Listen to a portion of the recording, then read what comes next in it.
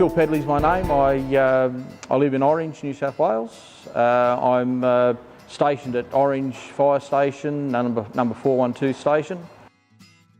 Well, I actually started my services with fire services in New South Wales in 1986. I joined Glenbrook-Lapston Bushfire Brigade. I started my career in the then New South Wales Fire Brigade. I started as at those days they called us the volunteer firefighter, but now retained. I started at Glenbrook, number 301 station in April 1989. Then in 1997 I was lucky enough to get a position in the permanent brigade. I started at college on the 4th of April 1997. I've worked in quite a few of the stations in Sydney, mainly in the west. When I moved out to Orange, my son Joshua wanted to join the local brigade out here. So he joined Northwest Rural Fire Brigade, and probably 6 months later I did the same. So, and I'm still a member of Northwest Brigade.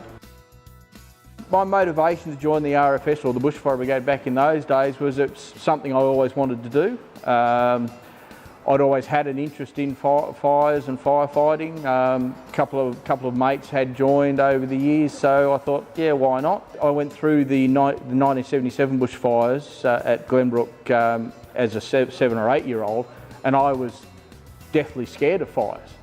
I decided I wanted to be a firefighter, and I suppose the way to do it was join the Bushfire Brigade and then also service for the community. I used to actually chase Glenbrook Fire Brigade around. I started off on a push bike and then a motorcycle, and then got my first car. So I used to actually sort of chase 301 around a little bit, and I think in the end, I think the captain at the time got sick of me chasing because I was always around. So I said, look, come down to the station Monday night and fill out some paperwork. 94, did the exam in 94, failed it and thought, oh well, that's it. I'm going to be a retained firefighter for the rest of my life, sort of thing. Recruitment ran a program, and what it was, they contacted all of the volunteer or retained fireys that had actually shown an interest in getting into the job. In a couple of weeks I had a letter saying come in, do an interview, and then it sort of rolled on to the physical and so on and so on and so on. And lucky enough, after 2 attempts at the shuttle run, I ended up passing it. And yeah, 4th of April 1997, my first day at the college. So involved with the Historic Fire Engine Association for many, many years. I still have an interest in historic fire engines and the preservation thereof.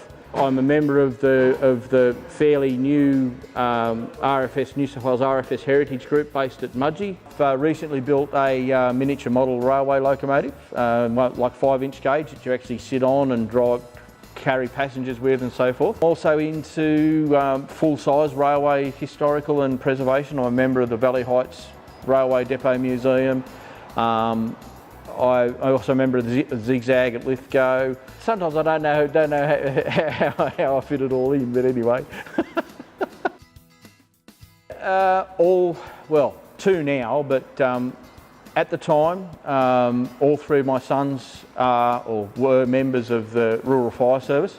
Joshua, who was my oldest son, we got him into Glenbrook Fire Brigade as a junior. Josh unfortunately passed away in 2014. William and Timothy, they're both members of Grosswold Brigade. The boss, Chris the Colonel Sanders, you get to know each other really, really well, and I think, look, it's just like it's another family, or it is your family. You're working with people now 24 hours. We've got a 24-hour shift, so we eat, sleep, play, whatever together.